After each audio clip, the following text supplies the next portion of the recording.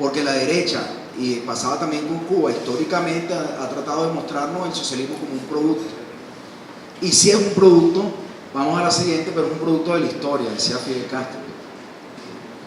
Por eso yo le pongo aquí socialismo y golpe suave, para llevarlo ya a la actualidad. Y eso, les repito, es algo que siempre nos trata de inculcar la derecha, sus medios, la cultura de la derecha, ¿no? Eso es fundamental. Fidel decía, si es un producto, ¿no? O sea, el socialismo no es una opción coyuntural, no es un juego pasajero, no es ni puede ser una decisión transitoria. El socialismo es una necesidad histórica, porque, y por eso que una de las cosas que decía Chávez citando a Fidel es el carácter humanista de los procesos políticos revolucionarios, el carácter humanista. Y el socialismo no es más ni menos que en la conceptualización actual es el diseño de políticas públicas para las mayorías históricamente excluidas por los gobiernos neoliberales que dominaron todo nuestro continente, toda nuestra América en los últimos años. ¿Okay? Es el resultado del desarrollo político e ideológico de nuestra sociedad, el mayor y mejor fruto de nuestra historia.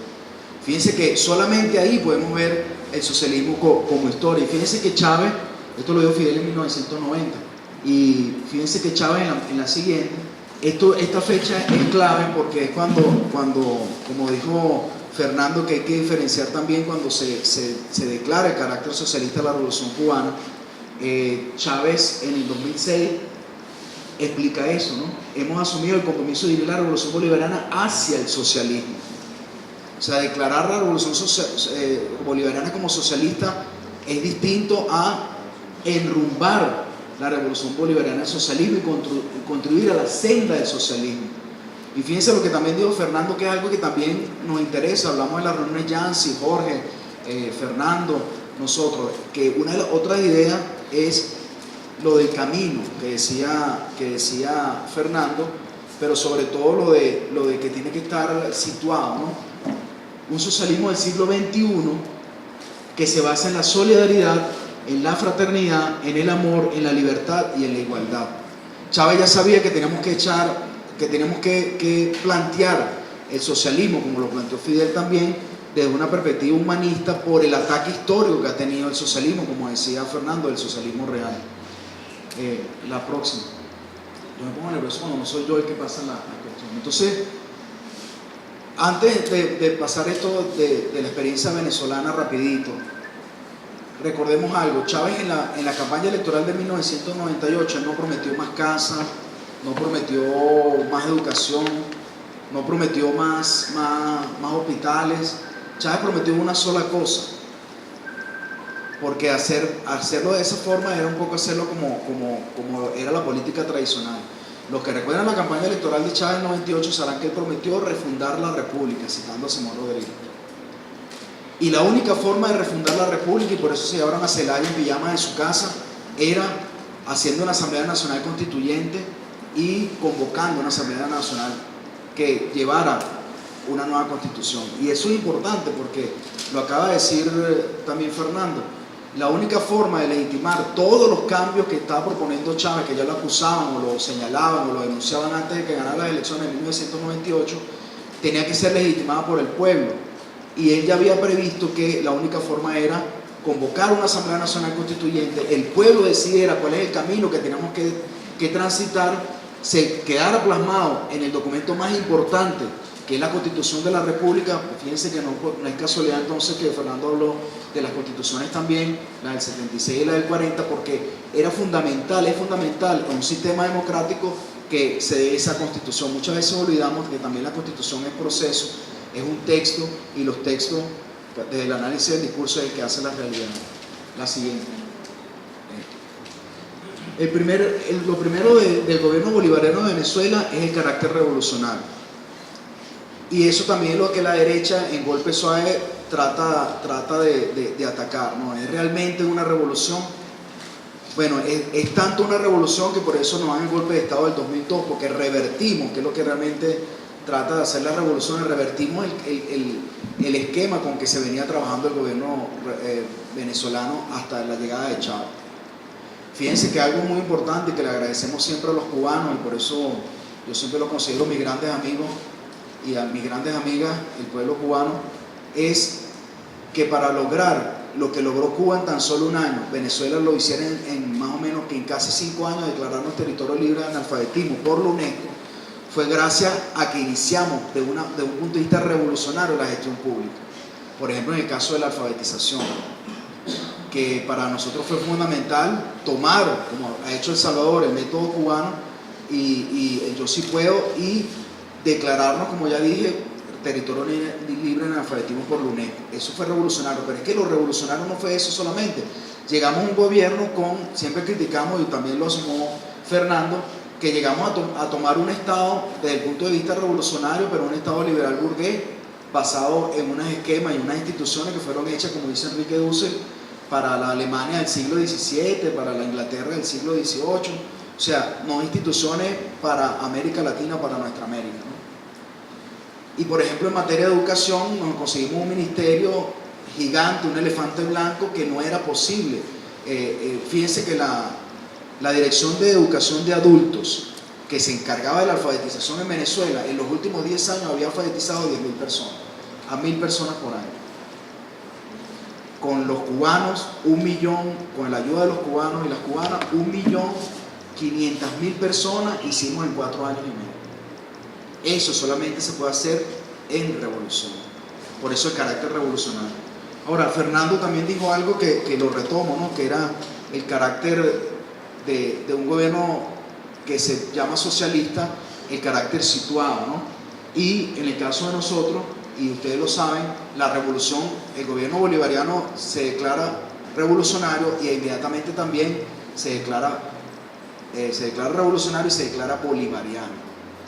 Y lo que nos atacó la derecha siempre, que era una marca, o sea, bueno, sí, era de verdad, como hizo Fidel con Martí, hizo Chávez con Bolívar, era rescatar, no solamente, como decía nuestro poeta Aquiles Nazoa, de bajar a Bolívar de las estatuas, ¿no?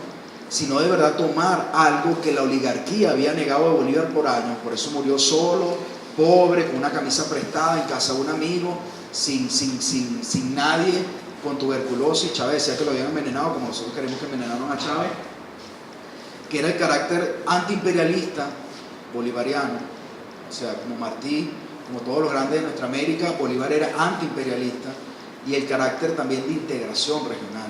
Bolívar, en la Carta de Jamaica, en 1815, como todo historiador tengo que decir fecha, en la Carta de Jamaica, en 1815, que el año pasado celebramos el bicentenario, Bolívar ya lo decía, hablando también de unidad: unidos seremos invencibles. O sea, eso es importante, ¿ok? Y entonces tomamos a Bolívar, como tomamos también, que es el árbol de las 3 raíces, la revolución bolivariana, tomamos a Simón Rodríguez, hablando del socialismo situado, que Simón Rodríguez decía que solamente la educación diseñada desde la propia realidad puede ser una educación buena, ¿no? Y por eso Chávez toma a Simón Rodríguez en esto de inventamos o erramos. O sea, tenemos que inventar desde nuestra propia realidad, que eso es fundamental cuando hablamos de socialismo hoy en día, por la enseñanza de Chávez, de Fidel y de Chafik, que también Chafik era muy claro en eso, de que la propuesta de socialismo, como era la frase de Chafik, que también la derecha la ha tomado para criticar al FMLN históricamente: habrá socialismo cuando quieran los salvadoreños. Entonces la gente dice, bueno, si no quieren nunca, ¿verdad? Y no se trata de eso, se trata de lo que dijo Fernando, que sea un socialismo situado y sea un proceso legítimo, legitimado por el pueblo popular. Y la otra raíz es Zamora, que estamos celebrando este año el bicentenario. Y muchos bolivarianos entendemos ahora Chávez. ¿Por qué Zamora? Los que vieron la película en Gente B lo habrán entendido. Zamora, antes de que lo dijera Zapata, dio tierra y hombres libres. Y Zamora llevó a cabo la guerra civil porque los que habían hecho la independencia de Venezuela, ustedes lo saben y pasó en todos los países de nuestra América, era la oligarquía criolla. Y era una independencia política, pero no comercial ni cultural. Y Zamora se alzó contra Páez, que es un héroe de nuestra independencia, y eso es un problema para los historiadores de Venezuela. Zamora porque la oligarquía se había montado en el gobierno para seguir haciendo lo que habían hecho los españoles. Y Zamora es una figura que reivindica solamente Chávez, no estaba ni siquiera en los libros de historia, y hoy en día es uno de nuestros héroes nacionales porque planteó lo de tierra y hombres libres. Y eso quería recalcarlo hoy en su Lo otro hay que entender, con los dos puntos siguientes, cuando hablamos de socialismo, pareciese, como pasa siempre algunos aquí lo saben mejor que yo, lo de la hegemonía, echándole broma a Roberto Regalado, que pareciese que el sentido común, como dicen los filósofos, es que lo que está pasando está bien y el socialismo que viene está mal. Sin plantar que lo que está bien es algo que nosotros criticamos en su versión más satánica y más devastadora del medio ambiente y de explotación del hombre, que es el capitalismo neoliberal.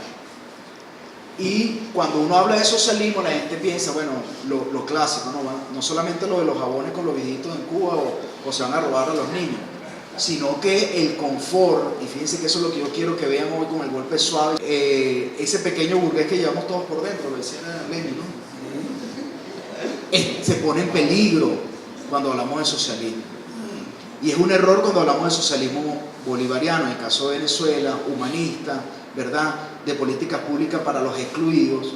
O sea, hay un meme que ahorita está rodando mucho, que es que no hay mejor producto elaborado del capitalismo que un pobre burgués, ¿no? Un pobre, o sea, es el mejor producto del capitalismo. Y eso se ha estudiado desde Marx, ¿verdad?, en la parte cultural de Marx, los papeles perdidos y tal, hasta ahorita los postmarxistas, y otra vez se está estudiando cuando hablar de hegemonía cultural está de moda.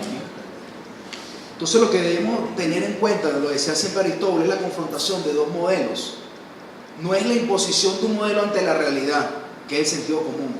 Es la imposición de un socialismo humanista contra lo que está mandando hoy en día, que es un capitalismo neoliberal. Pasemos a la otra. Porque esto es importante cuando hablamos de socialismo. Porque pareciese para el sentido común y para toda la gente que llegó el FMLN, llegó el Partido Socialista Unido de Venezuela, llegó Fidel, llegó Chávez, a implantar algo que va a arruinar la armonía mundial. No, es que hay ahorita eso que nos está llevando a la caboza, ¿no? Mafalda diría, es el continuarse del empezóse, ¿no? Cuando nos declaramos gobierno socialista es importante el carácter humanista de la revolución bolivariana, ¿no? Cuando se declara socialista, Chávez lo acentuaba mucho, y esto lo digo porque vamos a hablar ahorita rapidito del golpe suave, o sea, el carácter humanista. Le digo como una estrategia para contrarrestar los ataques que en un contexto como el actual, Gene Sharp dice en la primera etapa del ablandamiento del golpe suave, explotar o potenciar ¿cómo dice él?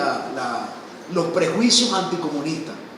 Recuerden que Gene Sharp, que es el que sistematizó 1500 formas de derrocar gobiernos, dictaduras en América Latina, llama dictadura no solamente a Cuba, Venezuela, Bolivia, en esta nueva arremetida del imperialismo para recuperar lo perdido. Gene Sharp habla de los prejuicios anticomunistas, ¿no? Y una de las formas de atacarlo es recalcar que es un carácter humanista, ¿no? Que estamos tratando casi, como decía Chávez en el Plan de la Patria, a la humanidad. Lo otro, y lo asumió también Fernando, y hay que llevarlo aquí, mire, yo siempre lo digo, lo puedo decir aquí, porque es un evento, o sea, los votos que llevaron a Sánchez Serén a la presidencia de la República son personas y existen. Y los votos que llevaron a Mauricio Funes a la presidencia son personas y existen. Y a esas personas son las que atacan el golpe suave. O sea, no hay que creer ahorita, en este momento, que el Partido Socialista Unido de Venezuela y Nicolás Maduro están tratando de arrancar de cero, o Cuba en este proceso de apertura está tratando de arrancar de cero, o que en El Salvador el partido el FMLN está tratando de arrancar de cero. Está, como dice Fernando, fundamentado, o lo dice mucho Roberto Regalado, que hay un capital de luchas populares, de movimientos sociales, eso me encanta que siempre Roberto lo recuerda, que no hay que olvidar, de una lucha histórica de mucha gente peleando para que llegara Chávez, llegara Evo, la revolución bolivariana cubana se afianzara aún más.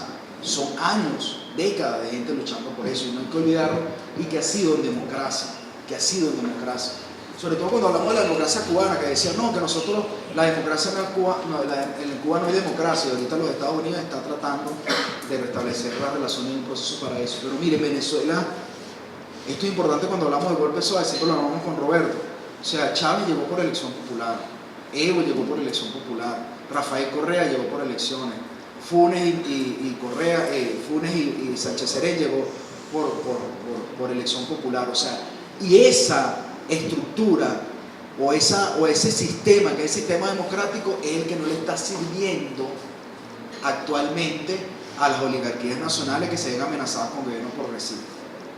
¿Se dan cuenta?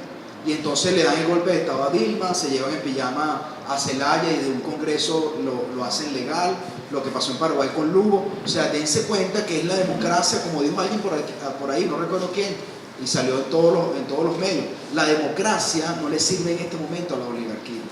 Ahorita hay que hablar de la defensa de la patria y la defensa de la democracia. Porque el golpe institucional y el golpe parlamentario que han tratado de imponer en Venezuela, y que es una de las recomendaciones de Gene Shara, utilizar las instituciones del Estado liberal burgués contra las revoluciones, no les sirve a ellos, y ellos son los que están atentando contra la democracia.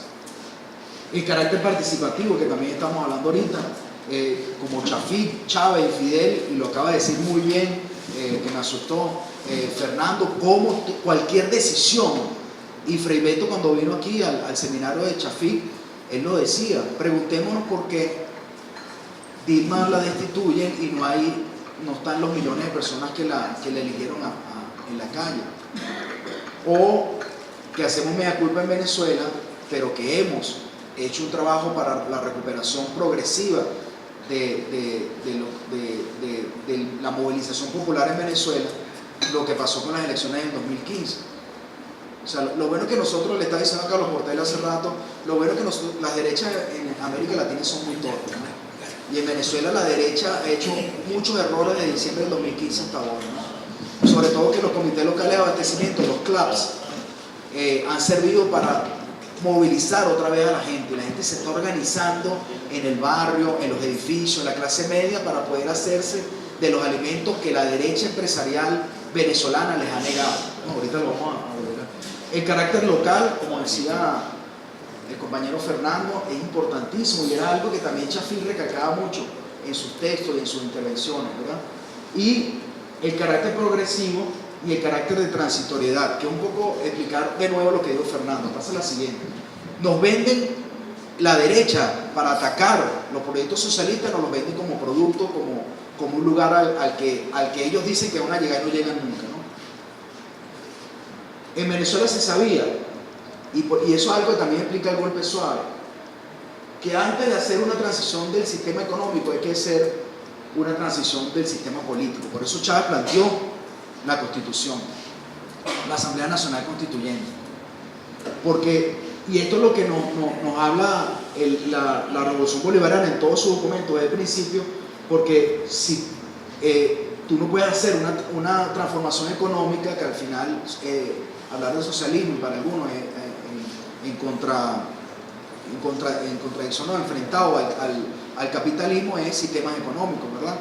Si el sistema económico mundial es capitalista, plantear el socialismo es un problema, y vamos a ver que el golpe suave en Venezuela se plantea ahorita desde el punto de vista económico, porque para Gene Shara es la mayor debilidad de un gobierno que se plantea hacia el socialismo, que fue lo que pasó con Cuba con el bloqueo. La mayor estrategia para tratar de ahorcar a la revolución cubana fue la economía, dense cuenta. Y eso es lo que están haciendo ahorita en Venezuela. Pasa la siguiente, o sea, transición política, transición económica. ¿Cuáles son los retos de plantear socialismo ¿cuánto me queda? ¿Cuál es el reto de plantear el socialismo en un ambiente de golpe suave? El primer reto es eso, ¿no? La transición de una economía rentista petrolera que es capitalista. O sea, cuando Chávez llega, miren, Venezuela, hablando de esto de la transición política y la transición económica, yo lo digo en todas las charlas, ya Michelle y algunos me escucharon ayer, Venezuela tiene la mayor reserva petrolera del mundo, eso no hay que olvidarlo. O sea, no hay ningún país del mundo que tenga el petróleo venezolano. Y la mayor reserva está en la faja petrolífera del Orinoco, que históricamente los Estados Unidos de Norteamérica, que lo contaba en su reserva, y por eso es que somos una amenaza inusual extraordinaria a la seguridad interna, así dice el decreto de Obama, que está vigente, a la seguridad interna y a la política exterior de los Estados Unidos. Eso es fundamental para entender el carácter injerencista de los Estados Unidos, porque nuestras reservas, que son para 200 años, ellos siempre la contaron en sus reservas nacionales. Y en la faja petrolífera del Orinoco nos decían que era petróleo bituminoso, que sirve solamente para hacer betumen. que era pesado. Cuando llegó el comandante Chávez y mandó a parar, como Fidel, y metimos allá a los rusos, a los chinos y a otra gente, nos dimos cuenta que es petróleo liviano, que casi que tú sacas gasolina del Orinoco. Y por eso es que somos una amenaza inusual y extraordinaria, porque ese petróleo, los Estados Unidos sí sabía que era petróleo liviano. Y ahorita Venezuela, después de esa última certificación de la faja petrolífera del Orinoco, no hay país, incluso suman todo lo de México, Brasil, que son los más grandes, y no llegan. Y recordemos que junto a Bolivia somos la mayor reserva de gas natural de todo el continente. Junto a Bolivia tenemos la mayor reserva de agua dulce del continente. Junto a Bolivia tenemos la mayor reserva de coltán, que es el oro azul, que es el que sirve para hacer microparte. O sea, ellos también están planteando ahorita una transición política y no hay que caer en ese juego, en golpe suave, porque la transición política que están planteando ellos por la inseguridad ciudadana, por el hambre en Venezuela, la crisis humanitaria, es para ellos seguir en su modelo económico de explotación de nuestra América, como dice César Villalona. O sea, ellos no están detrás del gobierno de El Salvador, no están detrás del gobierno de Venezuela, están detrás de los recursos naturales, no están detrás de ellos, están detrás del gas y el coltán. En Ecuador no están detrás, están buscando recuperar el petróleo ecuatoriano. Y ese es el reto, ¿no?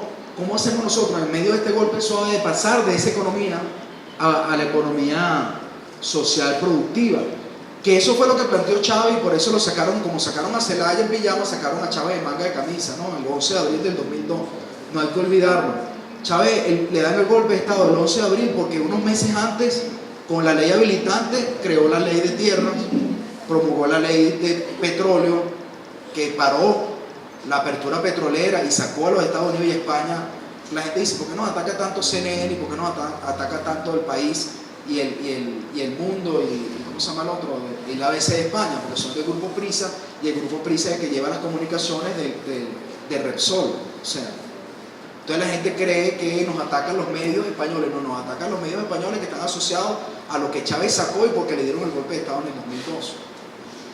Y CNN, el grupo de Ted Turner, de toda esta gente que también eran los que tenían la relación directa con el grupo de la familia Bush y de todos los tejanos en Estados Unidos del petróleo. ¿Cuál es el segundo reto? El primer reto es la transición. Fíjense que todavía hablamos en Cuba de que en Cuba, más de 50 años de una transición al socialismo. Okay, en China popular también se habla todavía de transición.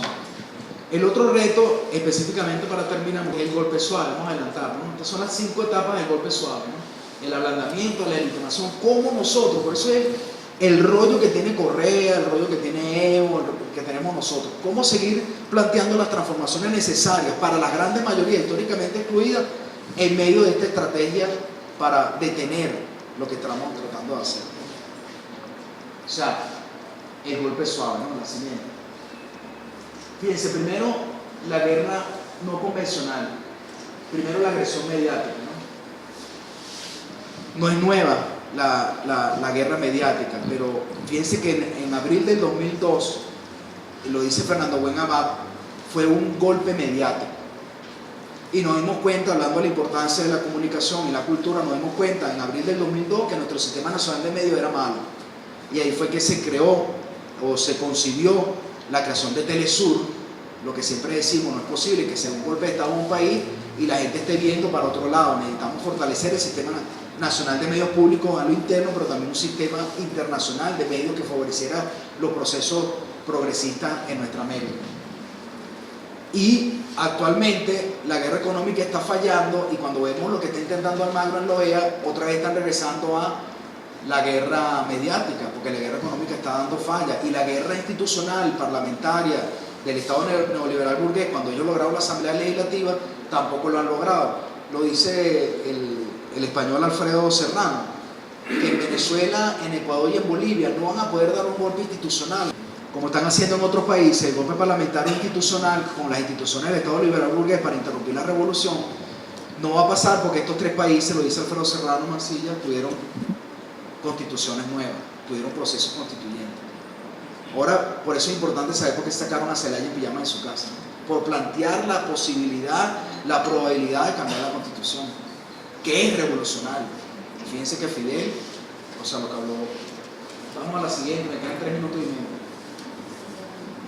El sabotaje eléctrico, otra forma de guerra no convencional. Fíjense, en Cuba decían, no, bueno, que nunca hay luz, y era verdad, o sea, pero son formas. El golpe suave, les repito, rápido, porque para nosotros es importante, como le decían siempre a los diplomáticos cubanos que había que hablar de los 5, nosotros ahorita tenemos la necesidad, no solamente por Venezuela, sino por toda Latinoamérica, de hablar del golpe suave.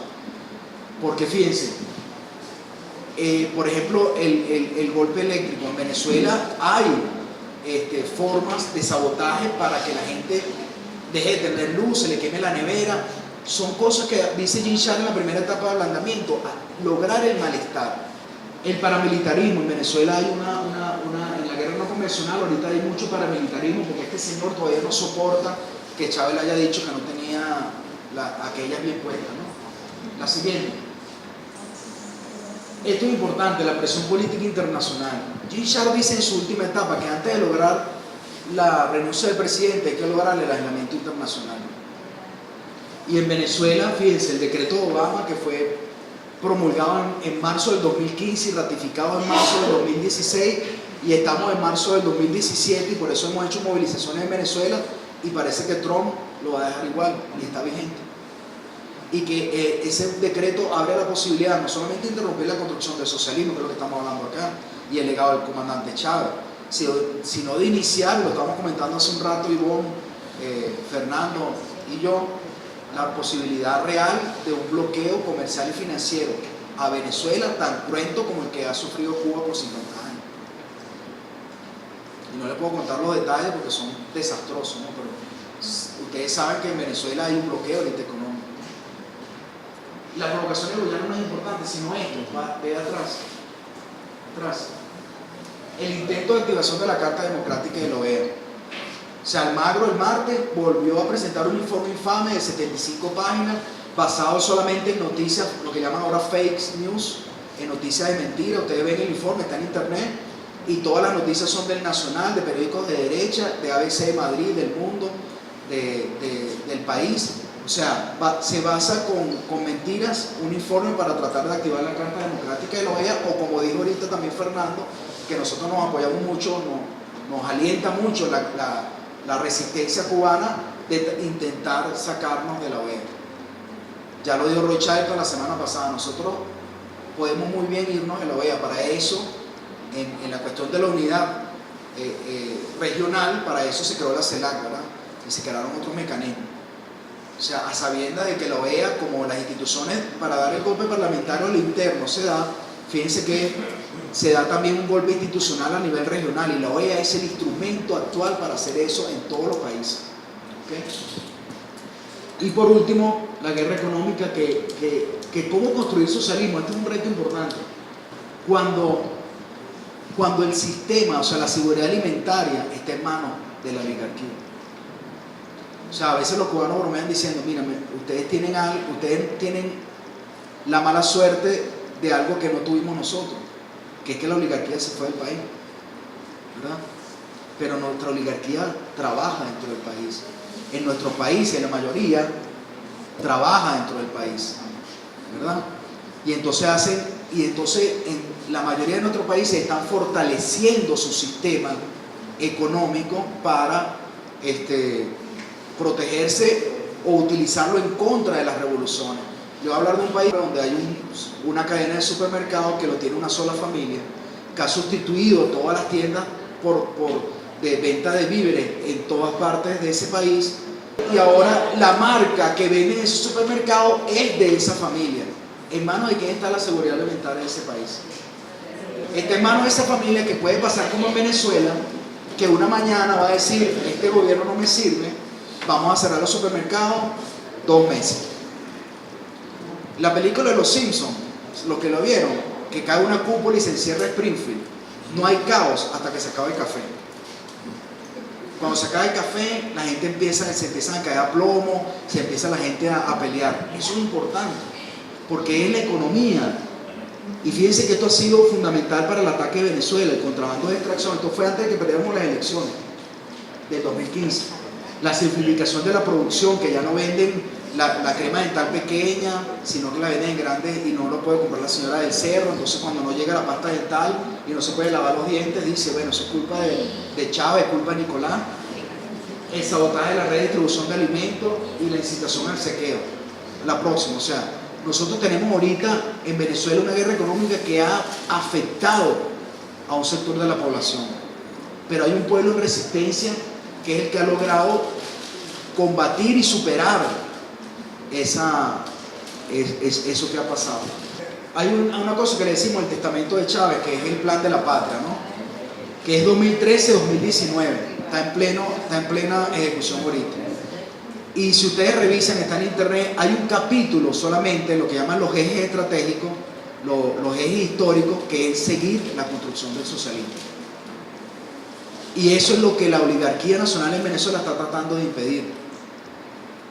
Y eso es lo que y la oligarquía nacional, pero el imperialismo global y regional, hablo de los Estados Unidos de Norteamérica, está tratando de que se interrumpa. ¿Por qué? Porque están contando con el petróleo. Y fíjense que para finalizar esa frase de Chávez, ¿no? Continuar construyendo el socialismo bolivariano en el siglo XXI en Venezuela, ese es el objetivo, como alternativa al modelo salvaje del capitalismo. Porque eso es lo que plantea el modelo del capitalismo salvaje, dependemos de él y tenemos que reventar, y por eso es que se hacen revoluciones, para reventar esa necesidad, ¿no?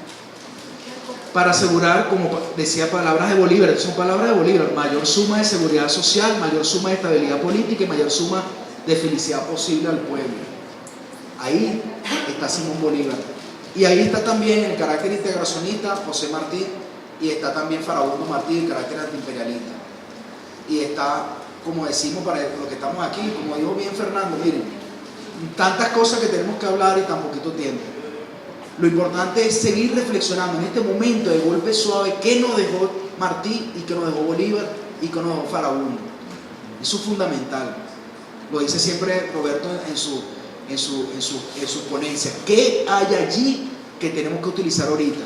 Que interpretó muy bien Chávez y Fidel. ¿Qué tenían ellos que tenemos que utilizar en este momento?